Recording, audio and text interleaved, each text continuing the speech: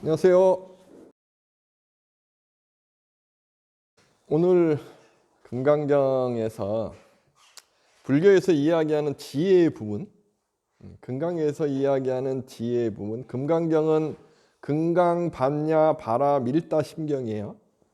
근데 정말 이제 중요한 게 이제 핵심적으로 갖고 있어야 되는 자세가 있어요. 우리 불교의 지혜라는 부분, 반야의 지혜라는 것을 이해하려면 핵심적으로 내가 꼭 암기하고 있어야 되는 게 있어요. 뭐냐? 금강경에서 계속 앞에서 강조한 부분 있잖아요. 상에 얽매이지 말아라. 상. 이걸 산야라고 이야기하는데, 상이라는 것은 그냥 쉽게 이야기하면 우리가 어떤 것을 어떤 것이야 라고 생각하는 기준이 뭐냐, 내가 이거야 저거야 라고 판단하는 기준이 뭘까? 이게 산야거든요. 판단하는 기준은 내가 배웠거나 내가 들었거나 내가 경험했거나 내가 그렇게 알거나 아니면 그러고 싶거나 그 범위 안에 있어요. 근데 이 범위 안에서 내가 바라본 것이 정말 옳으냐 그르냐에 대한 판단 기준이 어디 있느냐 이거죠. 이 또한 산야에 있는 거예요. 내가 알거나 내가 배웠거나 내가 경험했거나 아니면 그러고 싶거나 이 범위 안에 있는 거죠.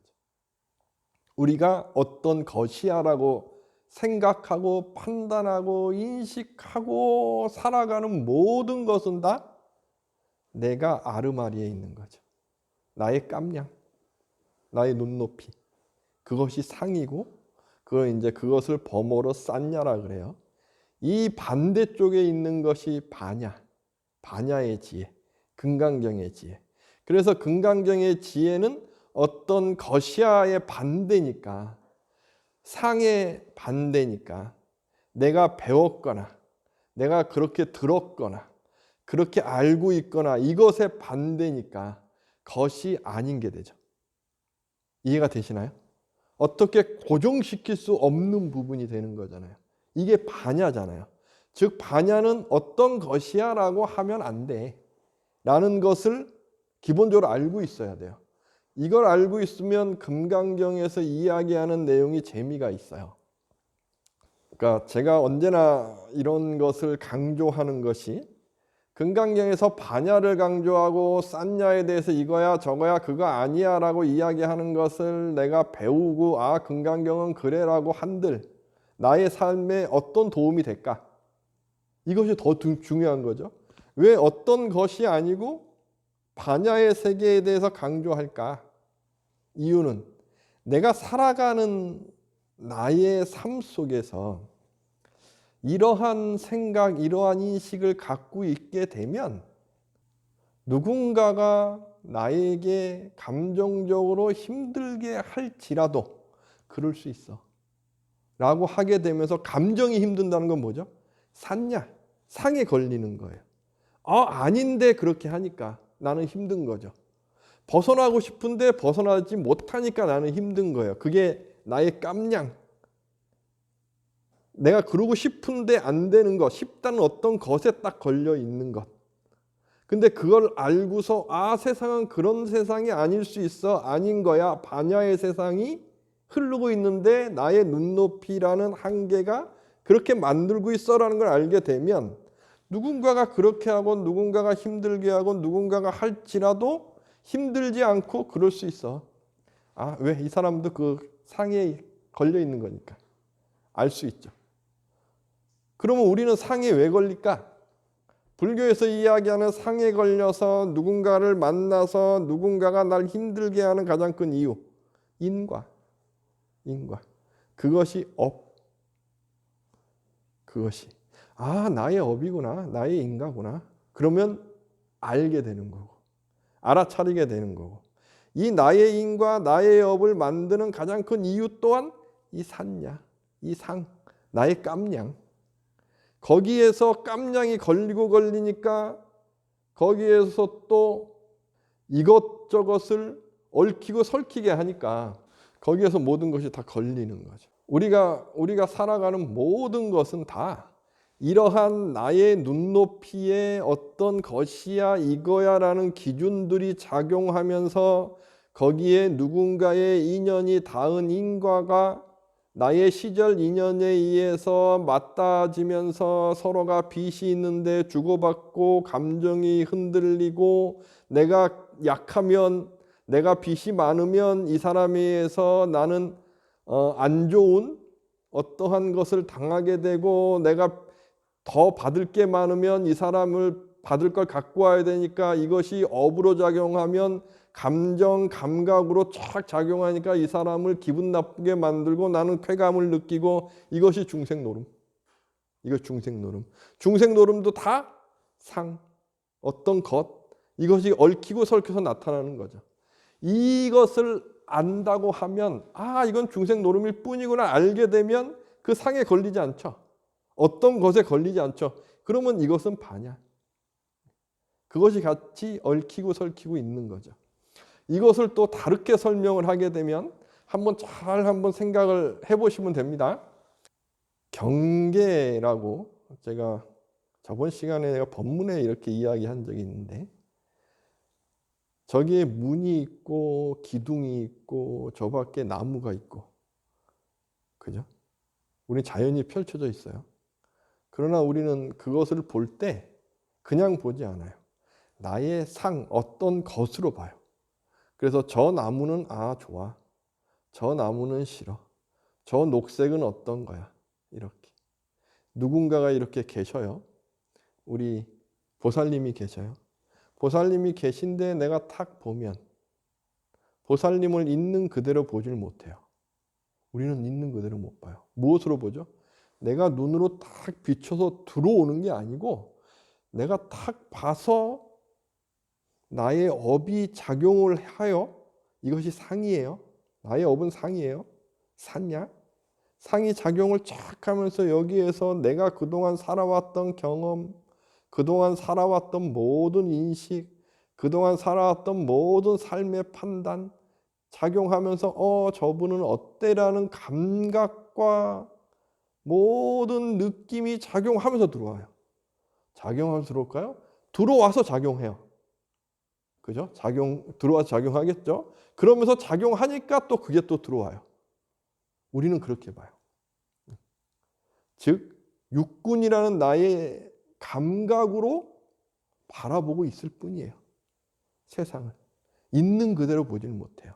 세상은 그냥 있는 그대로 있는 건데 세상이 있는 그대로 있는 거야. 이거 반야의 세계. 그런데 나는 어떤 것이야 라는 것으로 바라보고 있고 들어오고 있고 인식하고 있고 판단하고 있고 생각하고 있어요. 우리는 그렇게 살아요. 자, 또 다르게 예를 또 한번 들어볼게요. 우리가 불교의 지혜라는 것, 금강경이라는 걸 볼 때 언제나 이것을 딱 이제 일으켜 세워야 돼요. 지금부터 시작하는 장이 이러한 장이에요. 이제 결론을 내리는 게 아니고 이것을 더 이제 강조해서 말씀해 주시는 건데 보살님께 제가 100만 원을 빌렸어요. 보살님, 내가 급한데 100만 원만 좀 빌려주세요. 보살님 빌려주실 거예요? 안 빌려주실 거예요? 그죠? 그 100만 원을 빌려주셨는데 제가 안 갚았어요. 그러면 받으실 거예요? 쫓아오셔서 100만 원 달라고 하실 거예요? 안 하실 거예요? 안 하실 거예요? 왜요? 그냥 주신 거니까? 아하, 아주 좋았어요. 그리고 자고 일어나면 우리는 기억을 못해요.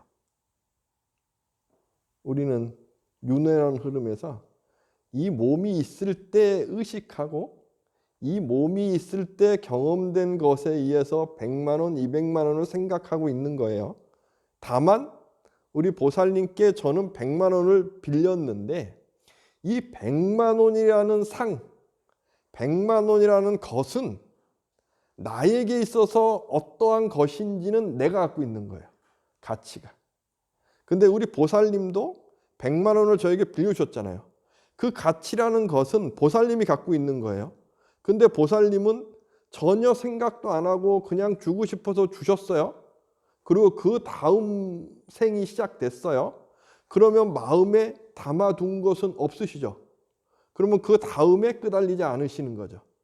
저는 제가 빌렸어요. 빌렸는데 저에게는 꼭 갚아야 되는데 이게 못 갚았어 하고 자고 일어났어요. 그러면 그 감각은 남아있죠. 100만 원인지 아닌지 몰라요. 꼭 갚아야 되는 남아있겠죠. 그러면 만나요. 그래서 저는 뵈면 무언가를 꼭 드리고 싶은 거예요. 근데 보살님은 안 받아도 되는 거예요. 근데 저는 드리고 싶은 거죠. 이것이 우리가 이야기하는 불교에서 이야기하는 윤회. 윤회의 힘. 제가 윤회는 무명이 한다 그랬잖아요. 이것이 무명.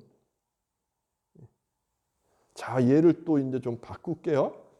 똑같은 예지만 이거는 이제 제가 강요해서 예를 만들 거예요. 자, 우리 거사님께 제가 오늘 100만 원을 빌렸어요. 거사님께 100만 원이 지금 생명과 같은 거예요, 지금. 근데 제가 빌려달라니까 생명과 같은 건데도 빌려줬어요. 나는 100만 원을 빌렸는데 그냥 별거 아닌 거예요. 근데 빌렸어요. 생각도 안 하고 있어요. 우리 거사님은 받아야 돼요. 목숨같이. 근데 제가 안 주고 있어요. 그러다 자고 일어났어요. 목숨과 같은 걸 못 받았어요. 자고 일어나면 기억은 없어요. 그 100만 원 된 기억은 없어요. 그러나 기운은 남는 거죠. 무명이라는 기운은 남아요. 그러면 거사님께서는 목숨과 같은 것을 받고 싶은 기운이 있겠죠. 저는 그 100만 원에 대한 아무것도 없으니까 모르겠죠. 그래서 오늘 만났어요. 일어나서. 우리는 그런 인연의 기운이 있으면 시절 인연이 되면 꼭 만납니다. 만났어요. 그러면 거사님이 봤을 때 저는 어떨까요? 저 목숨까지도 갖고 가고 싶을 정도로 무언가가 보면 볼수록 다 뺏어오고 싶은 마음이 있겠죠. 저는 모르겠죠. 그럼 뺏기는 거겠죠. 우리의 윤회의 인과라는 건 그런 거죠. 우리는 이걸 알고 있으면 내가 전생에 빚이 있구나 하고 다 갚으려고 노력할 거고, 생명을 줬는데 생명 같은 거 줬는데 받아야 되는데 제가 여유로움도 있고 공부를 해서 다 갚아주려고 하고 다 드리고 있으면 그러면 만족될 수 있겠죠. 그죠? 이것은 반야. 그래, 그럴 수 있어. 100만 원 이런 개념이 아니고 무언가가 받으려고 왔는데 내가 다 갚아줘야 되겠지. 그게 되려면 반야의 지혜가 있으면 할 수 있겠죠. 그게 없이 산야의 지혜, 어떤 것에 있으면 왔는데 나 왜 뺏어가? 나도 저항하고 나도 대응하면서 얽히고 설키겠죠. 이게 중생계의 중생노름. 이것이 불교에서 이야기하는 윤회, 불교만의 윤회. 이것도 기본적으로 이해되셔야 되는 겁니다. 그죠? 그리고 또 기본적으로 이해할 것. 저는 요즘에 그게 참 이해하는데 너무 좋던데 다 아실 거예요. MBTI. 다 아시죠? 사람마다 MBTI가 다릅니다. 왜 다를까요? 사람마다 상이 달라요. 사람마다 느낌이 달라요. 사람마다 감각이 달라요. 사람마다 상이 달라요. 아르마리가 다르고 깜냥이 다르고 다 달라요. 다 다른 것이 마음으로 표출되는 거잖아요. 그러니까 표출되는 마음이 다 다를 수 있겠죠. 그 다름을 구분해 놓은 것, 다름을 현실적인 판단으로 구분해 놓은 것이 MBTI일 수 있습니다. 사람마다 다 달라요. 이 다름이 그 사람의 반야의 지혜에 따라서 변할 수도 있어요. 불교에서는. 근데 심리라는 것 또한 그 사람의 삶의 영역에 따라서 확장될 수 있습니다. 모든 심리학은 다 그래요. 확장되는 거예요. 근데 불교도 확장되는 것일 수 있어요. 수행이라는 것은. 감각이라는 것을 제가 명상 공부할 때마다 강조 드린 게 있죠. 감각은, 느낌은 버리는 게 아니고 꿰뚫어 알고 끌고 와서 길들이는 거라고. 이것이 사띠라고. 이것이 내가 명상을 하건 무엇을 하건 수행의 근본의 힘이라고. 집중, 이 힘. 그래서 이것이 정말 중요하다고 제가 언제나 강조 드렸죠. 그죠? 왜? 사람마다 그러한 받아들이고 판단하는 게 다 다르기 때문에 받아들이고 판단할 때의 그 느낌을 내가 꽉 잡아가지고 길들여 놨다 그러면 반야의 지혜를 키우는 데에 더 가능성이 커지는 거예요. 그래서 명상을 할 때 정말 중요한 거 사띠 키우는 거. 사띠 키운다 그러니까 뭐 사띠가 무슨 뭐 흔히 명상하는 분들이 님 있다 그래서 뭐 빚을 키우고 뭐 한다, 이거는 저는 돈벌이 하려고 이야기하는 거라고 생각하는 거고, 여기에 빠지지 마세요. 명상을 하는데 신비적인 뭐가 뭐 나타나고 뭐 한다, 이러한 거는 불교 명상 아닙니다. 부처님께서 이런 거 말씀하신 적 한 번도 없어요. 저기 동남아 불교에서도 이게 하나의 무슨 신비주의로 돈 벌려고 하는 거라고 저는 생각해요. 이런 거 아닙니다. 그냥 집중하는 거. 그냥 감각을 끌고 와서 길들이는 것. 제가 경전에서 부처님께서 말씀하신 그 구절까지 또 설명해 드렸어요. 읽어도 드렸고. 끌고 와서 길들이고 끌고 와서 꿰뚫어서 아는 것. 이것이 핵심인 거예요. 이것이 핵심. 끌고 와서. 그러면 나의 상을 만드는 것을 길들일 수 있어요. 이걸 길들여야 있는 그대로의 반야의 세계를 쫙 갈 수 있는 가능성의 힘을 키울 수 있는 거죠. 정말 중요한 겁니다. 이것을 기본적으로 알고 계셔야 돼요. 그래서 부처님께서 명상을 강조하신 이유도 여기 있다라고 제가 계속 강조 드렸고요. 이제 아시겠죠? 이것만 이해하면 반야신경을 읽고 봉독할 때 이 내용이 왜 나오는구나 라는 것도 금방 알 수가 있어요. 어려우셨나요? 제가 계속 말씀드릴게요. 이것을 알면 내가 실생활에 살아갈 때도 나에게 도움이 정말 많이 되죠. 많이 돼요. 누군가가 나를 힘들게 한다. 내가 힘들다는 것 자체가 기억이 없는 전생 때에 나하고 인연이 있는 거예요. 그러니까 내가 전생에 괴롭혔으니까 지금 내가 괴롭힘을 당하는 것이지 라고 그냥 인식한 그 순간에 그래, 괴롭힐 수 있어 라고 되는 거죠. 그러면 그때는 괴롭힘이 의미가 달라질 수 있어요. 우리 보살님이 나를 감정적으로 괴롭혀요. 그러나 감정적으로 괴롭히는 것이 내가 전생에 괴롭혔으니까 감정적으로 괴롭혀서 내가 감정이 끄달리고 있지라는 걸 알게 되면 그럴 수 있어. 그 다음엔 감정이 끄달리잖아요. 꿰뚫어 알면. 그리고 내가 평생에 명상을 해서 내 감정이 흔들리고 느낌이 흔들리고 할 때 이걸 꽉 잡는 힘, 길들이는 힘을 키워놨다 그러면 알아차리고서 길들여 놓죠. 흔들리지 않게. 그러면 끄달리지 않아요.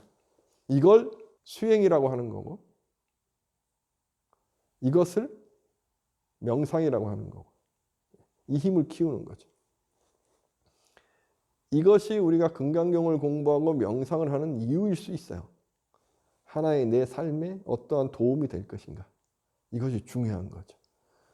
예전에 누군가가 저에게 돈을 좀 빌려달라고 그럼 성공해서 갚겠다고 저도 또 인연이 있으니까 그러시라고 해서 또 포교당 할 때 또 힘들기도 했지만 거금을 빌려줬어요. 1년이 됐는데 이야기도 안 해요. 제가 어떻게 했을까요? 내가 전생에 빚졌겠지. 그래, 빚진 거 갚았겠지. 그리고 처음에 줄 때도 그렇게 생각했어요. 내가 전생에 빚진 게 있으면 갚으셨겠지. 괜히 내가 마음을 일으키게 되면 이분은 더 큰 악업을 짓는 건데 내 개인적인 빚이었겠지 라는 생각을 해요. 그래서 지금도 이런 생각을 하지 감정이 뭘 받아야 되는데 뭘 해야 되는데 이런 생각은 절대 하려고 안 해요. 저하고 인연이 있었겠죠. 그리고 하나의 경험이고. 그래서 저는 흔히 뭐 많은 분들이 그런 얘기 하더라고요. 누가 빌려달라 그럴 때 빌려주는 게 아니고 줄 수 있을 때 빌려주라고. 안 그러면 그 사람이 잃는다고. 지금은 확고해요. 그래서 저에게 한번 돈 빌려달라고 해보세요. 절대 안 빌려줘요. 왜? 지금이 소중한 인연을 끊고 싶지 않으니까. 줄 수 있으면 드리죠. 근데 지금 없습니다. 줄 수. 더 큰 이유는 지금은 제게 없으니까.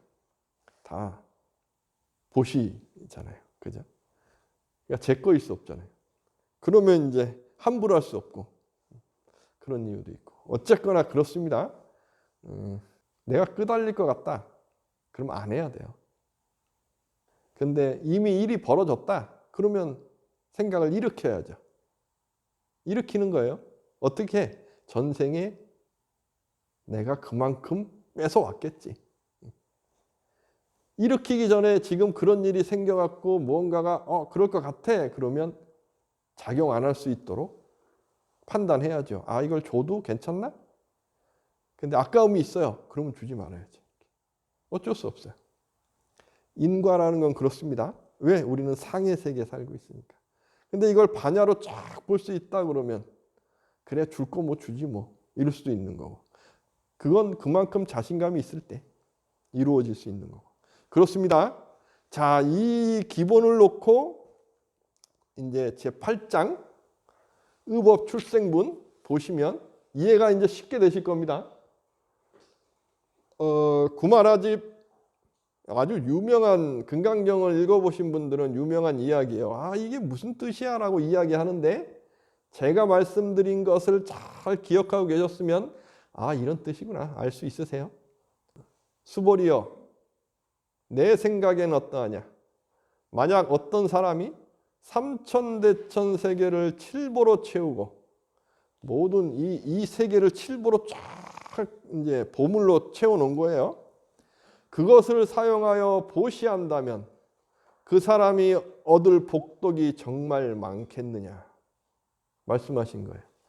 그러니까 구마라집 이제 구마라집 경만 요건 할 겁니다. 다 비슷합니다. 현장 스님이나 아니면 범어나 거의 변함없는 내용이에요. 수보리가 말씀드렸다. 매우 많습니다. 세존이시여. 이 다음에 이제 어려운 말이 나옵니다. 무슨 까닭인가 하오면 그 복덕은 곧 복덕의 성품이 아니기 때문이온데 그런 까닭의 여래께서 복덕이 많다고 말씀하신 것입니다. 보시를 했어요. 보시를 했는데 보시라는 것이 양이 어떻게 돼야 돼? 보시라는 것은 흔히 이야기해서 내가 보시를 하는데요. 쌀을 보시해요. 옛날에 어르신께서는 쌀을 부처님께 보시할 때 머리 위에 입니다. 내려놓지 않아요. 머리 위에 이고 다니세요. 저도 이야기만 들었죠. 근데 정말 우리 절에 오시는 노인분들께서 쌀 보시하실 때 이고 오세요. 허리가 막 휘청휘청 하시는데 부처님께는 그렇게 보시해야 된다고 생각하시니까 지극하게. 이것에 대해서 누가 뭐라고 할 수 있겠어요? 그죠? 그런데 저는 보시할 때 쌀을 이고 올까요? 제가 하면 안고 올까요? 업고 올까요? 저는 안고 오든가 업고 와요. 머리에 이지 않아요. 왜? 왜 그럴까요? 저의 상엔 이게 있지 않으니까. 꼭 그럴 필요가 있겠어가 있는 거죠. 보시가. 보시가 무엇일까요? 보시가 어떤 것일까? 보시 그러면 보시가 돈일까요? 베푸는 것. 감사함. 이것이 보시예요. 내가 있는 이 자체가 감사함. 부처님께 보시한다고 하면 부처님의 법문을 듣고 부처님의 법을 알고 나의 삶의 행복함에 대한 감사함. 행복함이 어떤 것이라고 하게 되면 이것도 잘못입니다. 나의 삶에 확장되는 감사함. 사람마다 다 다르겠죠. 어떤 것이 아닌 그 감사함의 표, 보시. 제가 오늘 커피를 내려서 우리 오신 우리 보살님들께 이렇게 커피 한 잔 드세요 한 것도 보시죠. 왜? 이렇게 절에 와주시는 게 얼마나 감사해요. 그 감사함에 대한 표시. 이것도 보시고. 그죠? 우리 보살님께서 오늘 호박죽을 쏘아 오신 것도 그거 정말 큰 보시고. 그죠? 그리고 이 자리에 이렇게 함께 해주시는 것도 저에겐 정말 큰 보시고. 보시가 어떤 것이 아니에요. 무한한 거죠. 무한한 거. 이때의 보시의 무한함을 알면 진정한 복덕의 무한함을 알 수가 있죠. 즉 복덕이라는 게 성품이 아니기 때문에 삼천대천의 복덕으로 꽉 찼어 라는 것이 하나의 언어일 뿐이지 이 사람의 보시는 지극합니다 라는 표현을 알기 때문에 부처님께서는 복덕이 많다고 말씀하신 거예요.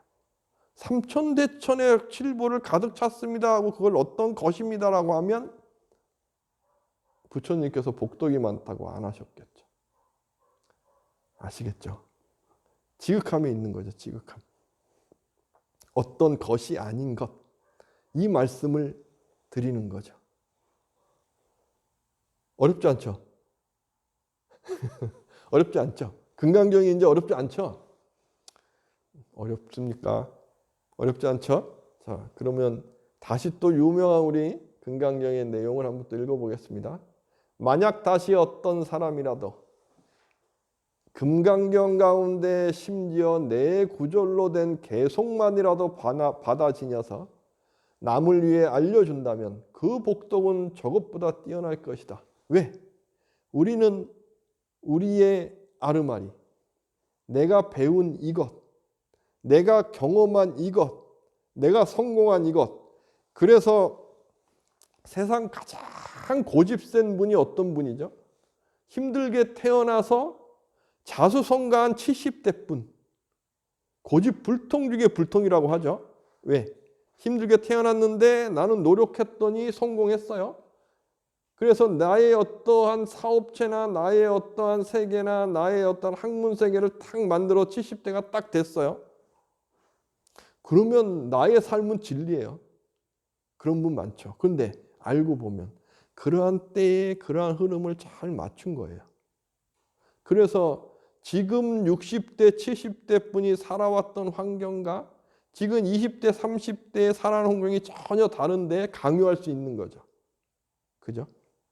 이것이 하나의 상인 거죠. 상. 이러한 상. 그런데 이러한 상에 사로잡혀 있는 분에게 부처님께 그것이 하나의 상입니다. 그러한 상황과 조건이 맞아 떨어졌을 뿐인 거예요. 아니라고 한다면 복덕이 달랐고 상황이 달랐고 조건이 다르다고 한다면 다른 모습이 있을 수 있어요. 세상은 어떤 것이 아니에요.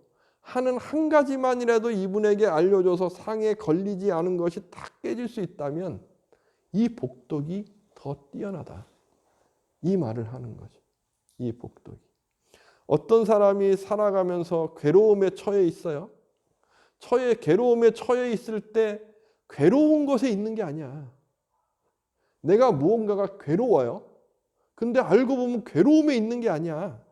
스스로 만든 괴로움이라는 것을 만들어서 그 괴로움 안에 있을 뿐이야. 이걸 깨봐. 너가 만든 상이야. 응? 그런데 그렇지 않을 수 있어. 왜? 흐름일 뿐이야. 어떤 상이 아니야. 어떤 것이 아니야. 해서 벗어날 수 있어. 마음만 한번 돌이켜봐.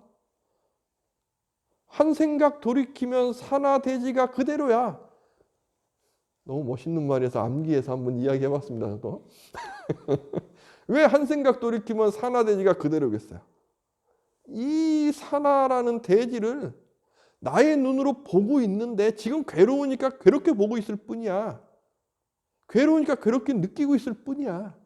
내가 바라보는 이 시야가 그래. 근데 이 시야만 딱 바꿔봐. 별거 아닐 수 있어. 그러면 끄달리지 않는 세계일 수 있어. 이것을 금강경에서 계속 말씀해 주시는 거거든요. 그래서 괴로움에 처한 분에게 그걸 딱 인식시켜 주면 이분에겐 이것만큼 보시가 큰 게 어디 있겠어요. 이분에겐 이것만큼 복덕이 큰 게 어디 있겠냐고요. 이 복덕이 훨씬 큰 거죠. 지극하게 이 세계 칠보로 가득 채운 것보다 금강경의 사구계를 전해드린 것이 복덕이 더 큽니다는 건 이런 의미예요. 근데 또 이렇게 이야기하니까 또 상에 딱 사로잡혀서 그래 금강경의 사구계가 최고야. 금강경의 사구계를 찾아가지고 사구계만 죽어라 하고 암기하고 있습니다. 그 이야기 아닌 거죠. 금강경은 그걸 이야기하는 게 아닙니다. 반야라는 것은 그러한 이야기가 아닌 거예요. 어떤 분이 금강경이랑 경전이 최고야. 금강경에서 이러한 이야기를 했어라고 하면 그분은 금강경을 제대로 이해 못한 거예요. 최고라고 할 수 있는 게 없는 거죠. 그러면 최고라고 할 수 있는 게 없는 걸 아는 사람은 이게 최고야 라고 말해줄 수 있겠죠. 이해가 되시나요? 왜? 최고야 라고 이야기할 수 없는 걸 아니까. 그러면 이 사람은 이분에게 최선인 것을 보시해 줄 수 있겠죠. 최선인 것을 최고로. 그 말씀인 거죠. 그 말씀. 이해가 되십니까? 이해가 되시죠? 그게 최선인 거예요. 정답은 있지 않아요. 정답은. 왜 정답이 있지 않죠? 정답은 다 내가 바라본 지금까지 경험한 이것, 내가 성공했다면 성공했던 이것, 내가 배웠다면 배웠던 이것, 나의 깜냥 안에 정답이 있는 것일 뿐이니까. 이 너머에 정답이 있다고 안다면 그건 흐름인 거죠. 그건 반야. 반야. 이건 어떤 것이야라고 할 수 없는 것. 그렇다 그러면 지금은 최선을 다해 줄 수 있는 것이죠. 어떤 분이 저에게 상담을 오셨어요. 그래서 스님 사는 게 힘들어요. 어떻게 했으면 좋겠어요. 제가 정답을 알겠어요? 알까요? 보살님, 제가 정답을 알까요? 왜 힘드세요? 물어봐야지요. 그래서 내가 좀 더 수행을 하고 좀 더 마음이라는 것을 깨보고 좀 더 힘든 것에 대해 벗어났던 기운이 있고 하다 그러면 나의 경험의 한도 내에서 나는 이렇게 했어요. 저렇게 했어요. 부처님께서는 이런 말씀이 있어요. 그런데 지금 이러한 상에 걸려 있는 거예요. 라고 하나하나 말씀해 드릴 수 있겠죠. 그죠? 이 보시가 그 무엇보다 크다. 이 말씀하시는 거예요. 남을 위해 알려준다면 그 복덕은 저것보다 뛰어날 것이다. 이것이 법에 대한 전법의 힘이죠. 근데 이걸 잘못 이해하면 사구계를 주구장창 이야기하면서 이게 맞으니까 그렇게 해라고 강요할 수 있죠. 강요하는 게 아닙니다. 강요하는 게 아니에요. 어떤 것이 아닙니다. 스스로가 알아차려서 스스로가 한 생각 돌이켜서 스스로가 불에 타고 있는 화택에서 벗어날 수 있도록 법화경에 있는 이야기입니다. 화택 이야기. 알고 끄덕합니까?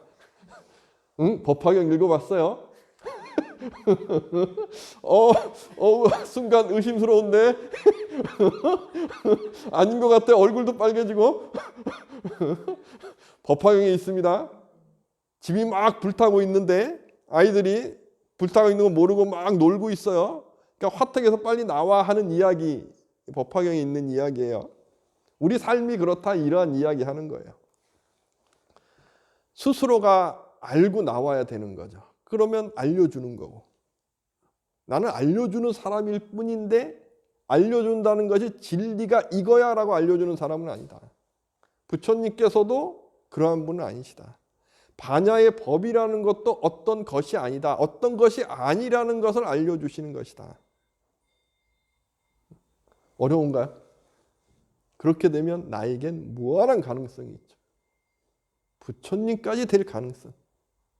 나는 이 세상의 주인공이 될 가능성.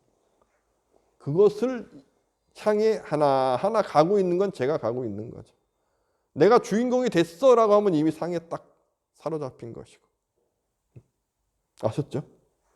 그러면 이제 이 다음부터도 다 이해가 되십니다. 무슨 까닭인가 수벌이요. 모든 부처님들 및 묻 부처님들의 안욕따라 삼약 삼보리 법이 모두 이 경전에서 나왔기 때문이니라. 이 이야기는 이제 잘못 이해하면 안 됩니다. 이 이야기는 금강경을 강조하기 위한 하나의 설명이에요. 금강경만 최고야 이런 이야기는 아닌 거예요. 수보리요 이른바 불법이라는 것은 곧 불법이 아니니라. 아주 어려운 말이 이제 나왔습니다. 제 이야기를 음미해 보시면 왜 이런 말이 나왔는지 알 수 있습니다. 우리는 불법, 그러면 불법이 어떤 것, 고정된 실체, 상 이렇게 생각하는데 불법이라는 건 이게 없어라는 것을 말씀해 주시는 것이다 라고 알게 되면 된다 이 말씀하는 거예요. 불법이라는 것은 곧 어떤 것이 아니다 이 말씀하시는 거예요. 불법이라는 것이 불법이 아니라 이것은 즉 불법이 아니야 이 말씀이 아닙니다. 어떤 것으로서 고정시킬 수 없어. 왜? 나는 세상을 바라볼 때 나의 깜냥으로 보니까 깜냥 안에 있는 내가 불법이 이거야 그러면 나의 깜냥으로 불법을 재단하니까. 그래서 이른바 불법이라는 것은 곧 불법이 아니다라는 걸 꼭 알아라. 그러면 나는 어떤 것을 판단할 때 유보시킬 수 있어요. 어떤 것이 적어야 할 때 유보시킬 수 있는 거죠. 무슨 말씀인지 알겠죠? 이것에 대해서 아주 강조하는 것이 금강경의 이 부분이다 하는 것을 아십시오. 그리고 제9장 일상무상분 갑니다. 여기에서 이제 수행의 단계에 대해서도 말씀을 하세요. 4가지 수행의 단계가 있습니다. 4가지 수행의 단계. 자, 첫 단계 수다원 예류가. 불교에서 이러한 단계를 이야기하는 이유, 왜 이러한 단계를 이야기하셨을까?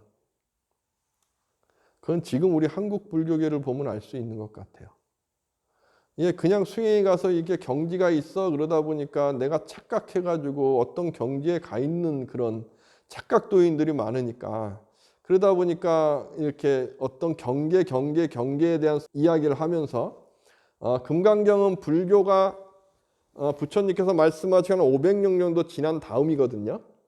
500년이 지나면 말세라는 개념이 있었어요.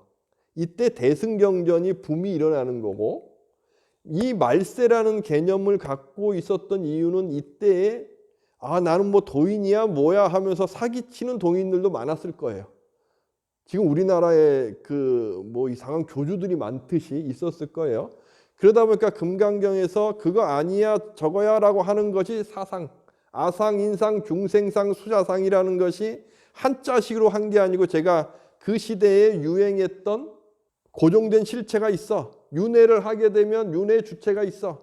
무한대 무아 내가 없어? 아니야 나의 안에 실체가 있어. 이러한 이야기를 하는 불교계에도 이야기가 있었고 그 외에 이야기하는 것에 대한 사상에 대한 비판이었다 말씀드렸잖아요. 그것처럼 무언가에 대해서 수행의 경지라는 것을 막 하면서 교주들이 있었을 거예요. 그러니까 그게 아니야 라고 또 강조하시는 겁니다. 제가 볼 땐 그런 것 같아요. 거기에 이제 4가지의 과에 드는 것, 경지에 드는 것 중에 설명을 쫙 해주시는 거예요. 그 수다원의 지위에 있는 사람, 수보리여 내 생각은 어떠하냐? 수다원의 지위에 오른 이가 나는 수다원이라는 과일을 얻었다라는 그런 생각을 할 수 있겠느냐? 이건 이제 예류가라 그래서 수다원이라 그래서 사성제, 고진멸도의 이치, 청정한 지혜를 얻은 상태. 그래서 다시는 괴로움의 상태에 떨어지지 않는 그러한 도의 경지에, 부처님 말씀의 경지에 쫙 오른 사람을 뜻하는 거예요. 이렇게 뜻하는 건데, 그러한 경지에 오른 사람이 나는 이러한 경지야라고 이야기한다 라고 하게 되면 그 사람은 불교를 제대로 이해 못한 거예요. 왜? 불교는 반야니까. 반야는 어떤 것일 수 없죠. 그죠? 그래서 정말 잘 아셔야 되는 것은 가능성의 반야의 지혜에 대해서 나의 근기에 따라서 방편의 설을 할 수 있는 분이 진정한 공부하신 분이지, 이건 이거야 이건 저거야 라고 딱 규정지어서 이야기하는 분은 아예 불교의 기본도 모르는 것이다 라는 것을 잘 아셔야 돼요. 그걸 알면 저도 조심스러울 수 있는 거고. 그래서 수다원과에 내가 들었어 라고 이야기하고 나 도인이야, 나 깨달았어 이야기하는 분은 도인이 아닙니다. 감히 그런 얘기 할 수 없습니다. 불교의 기본이 없는 거예요. 도인은 도인이라고 이야기 안 하고 그 향기로움에 취하는 거예요. 저도 그러고 싶어요. 제가 도인이고 싶을 땐 나의 향기로움에 많은 분들이 얼굴에 미소 마음에 평화, 그러고 싶어요. 그러려면 제가 얼굴에 미소 마음에 평화여야죠. 그죠? 그러니까 제가 얼굴에 미소 마음에 평화가 되기 위해서 오늘도 노력하는 거고, 그 노력하다 보면 나의 그 깜냥, 나의 꼼생원이 보이는 거고, 나의 밴댕이가 보이는 거고, 그럼 그걸 깨고 있는 것, 가능성으로 가고 있는 것, 저는 그게 좋은 거고, 그리고 부처님 말씀이 좋은 거고, 오늘도 노력하고 있는 거죠. 그러나 저의 꿈은 나를 보고 얼굴에 미소 마음의 평화가 될 수 있었으면, 그러려면 다시 역으로 내가 얼굴에 미소 마음의 평화가 돼야 되는 거고, 그러려고 노력해보면 내 안에 깜냥이 보이고 밴댕이가 보이고 소갈머리가 보이고, 그러면 깨고 있는 거고. 오늘이 즐겁죠. 그러면 하루하루가 즐거워요. 그래서 제가 말씀드리잖아요. 지적질 당하면 행복하다고. 나의 깜냥을 나만 보려고 그러면 나는 또 좋게 봅니다. 누군가 봐주면 있는 그대로 볼 수 있잖아요. 그러면 지적질이 좋은 거고. 그래서 제가 계속 지적질 해주세요 라고 하는 이유도 거기 있는 거고. 수다원가에 라는 생각을 할 수 있겠느냐 이렇게 이야기를 하셨습니다. 수보리가 말씀드렸다. 그렇지 않습니다. 세존이시여.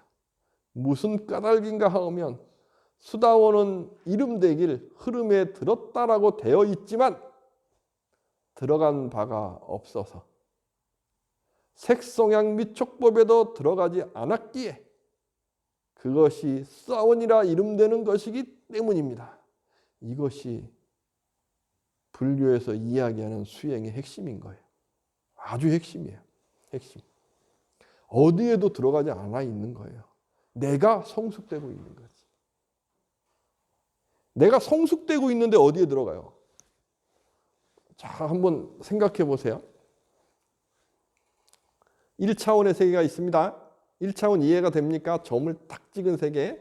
점을 딱 찍은 세계에 살고 있는 인식, 의식은 왔다 갔다만 해요. 이렇게 왔다 갔다. 점을 딱 찍은 세계니까 왔다 갔다 해요. 그래서 2차원이 있습니다. 2차원은 선의 세계죠. 선의 세계니까 왔다 갔다만 하는 게 아니고 이렇게 갔다가도 이렇게 가요.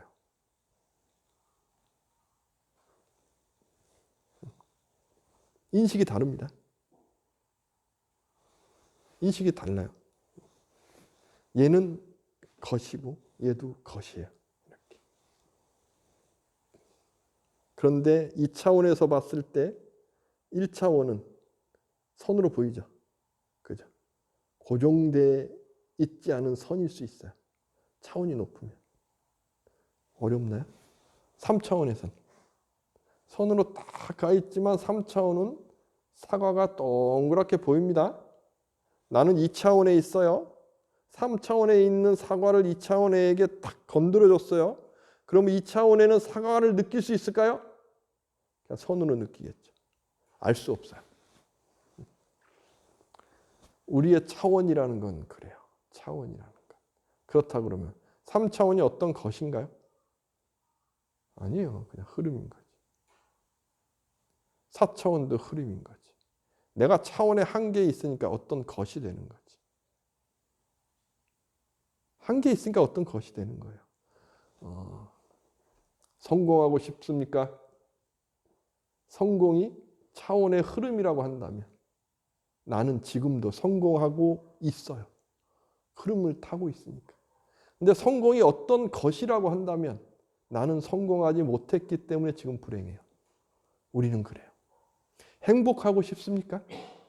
행복이 어떤 것이라고 한다면 행복하기 위해서 지금 희생하고 있는 거죠. 그럼 불행해요. 근데 행복이 하나의 흐름 속에 있고 내가 행복하고 있다고 한다면 나는 지금 행복을 누릴 수 있겠죠. 인식의 차이. 이러한 생각이 있고 나서 저도 이 삶이 행복한데라고 행복을 그냥 계속 누리려고 노력하며 살아요. 달라요. 한 생각 돌이키면 달라요. 다른 것 같아요. 그건 어디에 있느냐? 어떤 것이란 것이 아니고 흐름, 반야라는 것이 있을 수 있겠구나 라는 생각을 갖고 가는 거예요. 반야가 어떤 것이야? 그러면 이미 안 돼요. 거기를 향해 가는 거죠. 그 말씀을 계속 하시는 거예요. 어려운가요? 저도 어렵습니다. 제 깜냥 안에서 이해되는 겁니다. 다 본인의 깜냥 안에서 이해되는 거예요. 그걸 인식하고 있으면 내 깜냥을 깨는 것이 중요할 뿐이지. 나의 인생에서 내가 행복을 어떻게 누려갈까 이게 중요할 뿐인 거지 딴 건 중요한 게 하나도 없어요. 그러면 감사하고 베풀고 더불어 함께 가는 거예요. 여기에 행복이 더 크니까. 그러면 또 감사하고 베푸는 거죠. 베풀 수 있는 한도 내에서 지혜롭게. 이제 구마라집의 내용은 없고 이제 현장의 내용만 있습니다. 이 금강경에서 여기서 이제 요 내용은 내가 좋아서 말씀드릴게요. 세존이시여 만약 흐름에 참여한 자가 나는 흐름에 참여했다는 결과를 밝혀내 얻을 수 있었다라는 그와 같은 생각을 하였다면 즉 어떤 경지에 있는 사람이 나는 그 경지에 들었어 라는 것을 보여주고 있다고 한다면 그 사람은 나라거나 고정된 실체라거나 목숨이라거나 인격의 주체라고 하는 보트가라 즉 진아 참나 어떤 것이야 나에게 그런 진리가 있어라고 착각하게 되는 고정된 실체라는 것에 착각하게 되곤 집착이 되어 있다는 것입니다 라는 걸 말씀해 주시는 거예요. 그래서 우리 한국 불교에서 지금 참나 진아 내 안에 무엇이 있어라고 이야기하는 것이 왜 잘못됐느냐 이 부분에 보면 알 수 있어요. 현장 스님의 반야신경의 해석에 분명히 나와 있습니다. 그런 건 잘못된 것이다. 그래서 참나 진아 이야기하는 것은 불교가 아니다 라는 것을 꼭 잘 아시기 바랍니다. 이것이 범어에선 다음과 같이 해석되어 있습니다. 만일 복독같은 분이시여 흐름에 든 자의 경우에 나에 의해 흐름에 든 결과가 얻어졌다라고 그렇게 될 수 있다면 그의 경우 그는 참으로 아뜨만에 집착할 수 있게 되며 존재 상태에 집착하고 또한 아까 말했던 어떤 것이 있어라고 하는 지하에 집착하고 뿌깔라에 집착할 수 있게 됩니다. 뿌깔라라는 건 뭐냐? 이 그림자 같은 세상인데 그림자 같은 세상을 있게 하는 중심이 있어. 신선, 아뜨만, 고정된 실체가 있어. 이 이야기 하는 거거든요. 이것은 잘못된 것이다 하는 것을 꼭 아시기 바랍니다. 어떤 것이란 건 있지 않아요. 내일을 위해서 오늘을 희생한다. 절대 그러지 마세요. 내일을 위해서 오늘 저는 행복을 키워가고 있는 거예요. 내일을 위해서. 희생 절대 하면 안 돼요. 내일을 위해서. 내일을 위해서 나는 오늘 행복한 길을 가고 있는 거죠. 내일도 행복하려고. 모레도 행복하려고. 그래서 저는 오늘도 나를 깨가고 있는 거고 노력하고 있는 거죠. 제가 논문을 쓰고 뭔 글을 쓴다. 내일을 위해서 논문 쓰는 그 괴로움을 내일을 위해서 나는 이 괴로움 세계에 나를 지금 희생하고 있어. 그런 생각 지금 안 합니다. 내일을 위해서 논문 쓰는 게 행복해서 합니다. 글을 쓰는 것이 행복하기 위해서. 글을 쓰는 것이 행복하니까. 그러려고 해요. 제가 가장 이상했던 것. 그 서양 철학 전공할 때 교수님께서 그런 말씀 하시더라고요. 철학 공부가 재밌냐고.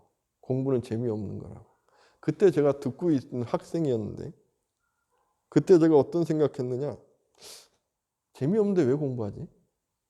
교수님은 왜 재미없는데 공부했을까? 나는 너무 재밌어서 공부하는데 재미없으면 왜 공부해요? 라는 생각했거든요. 재미없는데 왜 할까? 수행이 내일을 위해서 지금 희생한다? 지금 괴로움을 희생한다? 아니면 내일을 위해서 지금 나는 괴로움의 세계를 인식하고 있다? 그런 생각하면 안 됩니다. 지금 괴로운 거 아니에요. 지금 내일을 위해서 하고 있는 것이 행복한 거예요. 자, 이제 구마라집 내용으로 다시 갑니다. 이제 반복돼요. 사다함. 그래서 한 번 돌아올 사람, 경지라는 것을 뜻해요. 일례향, 사다함. 그래서 다시 한 번 태어나요. 이런 내용은 뭐 이런 게 있다 하면 돼요. 부정하는 건 아니지만 이건 뭐 이런 경지가 있어. 내용이 이렇게 이제 나오는 거니까. 그리고 이제 168쪽에 보면 수보리가 말씀드렸다. 또 이제 그렇지 않다. 어떤 사다함, 일례향에 들었다라고 생각하면 잘못된 거야. 이야기하는 겁니다.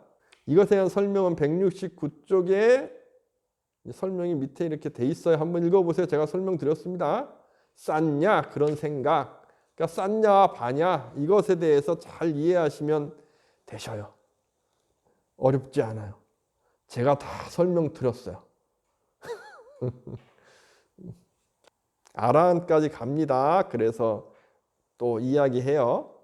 수보리께서 세존이시여 무슨 까닭인가 하면 실로 아라한이라 일컬을 만한 그 어떤 법도 없기 때문입니다.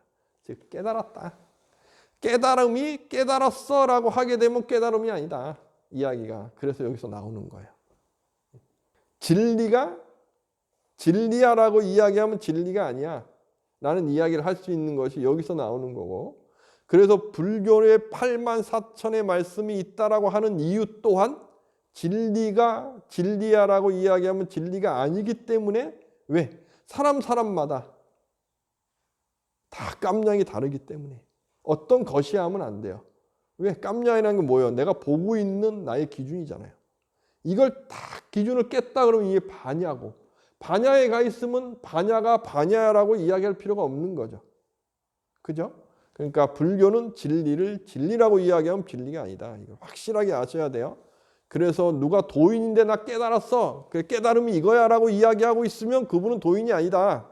생각하시면 됩니다. 부처님 말씀을 전하고 계신 분이 도인입니다. 자기 깨달아가지고 나는 부처님을 뛰어넘어서 나의 깨달음이 커라고 하고 있는데 그분 밑에서 예 하고 앉아서 빌고 있고 보시하고 있다. 보시 아닙니다. 착각에 빠져 있는 것이다 라는 것을 잘 아시기 바랍니다. 어렵지 않죠? 무슨 말씀을 하려고 하는지 알겠죠? 가능성. 변화. 이 세상은 변화로 이루어져 있어요. 변화예요. 변화하기 때문에 변화를 딱 인정하게 되면 지금의 내가 변화해서 못난이로 떨어질 것이냐, 이것도 변화예요. 근데 알면 못난이로 떨어질 필요가 없습니다. 행복한 나, 더 큰 나, 여기로 가는 거예요. 내 눈높이에 따라서 보이는 세상이 달라요. 그죠? 높이 있으면 세상은 더 많이 보이겠죠. 요 우물 안에 있으면 우물 안이 전부겠죠. 그러면 거기서 이러쿵저러쿵 하면서 막 싸우고 있는 거예요. 근데 좀 더 높이에서 본 사람은 우물 안이 그냥 우물 안인지 알겠죠. 그럼 거기서 이러쿵저러쿵 하는 게 의미 없으면 알겠죠. 그죠?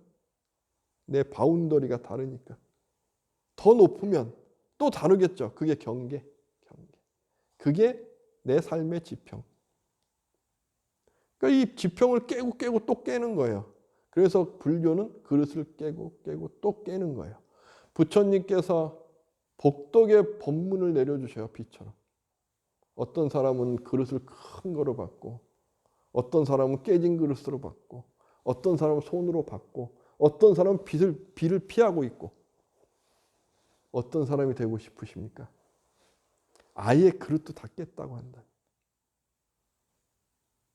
뒤로 말씀해 주시는 부처님의 법문이 그릇도 없다 그러면 다 내 거죠. 다 내 거죠. 그죠? 그것을 향해 가는 거죠. 내 그릇을 깨는 것, 내 상을 깨는 것, 내 사냐를 깨는 것, 내가 옳다 뭐하다는 깨는 것. 그래서 나는 영원한 행복을 향해 가고 영원한 무한한 복덕을 지으면서 무한한 지혜, 반야의 지혜를 증득하면서 가는 것. 이것이 불교의 수행의 지혜의 핵심입니다. 그러려면 지금 나는 무엇을 하고 있어야 되느냐? 감각에 끄달리는 걸 이겨내는 것. 마음이 이거야 저거야 하는 것을 이겨내는 것. 이것이 기본인 거죠. 그죠? 그래서 명상을 제가 강조하는 이유도 여기 있는 거고, 길들여 놓는 겁니다. 마음을 꿰뚫어 아는 겁니다. 이것이 모든 경전의 기본인 거고, 그걸 잘 아시기 바랍니다. 감사합니다.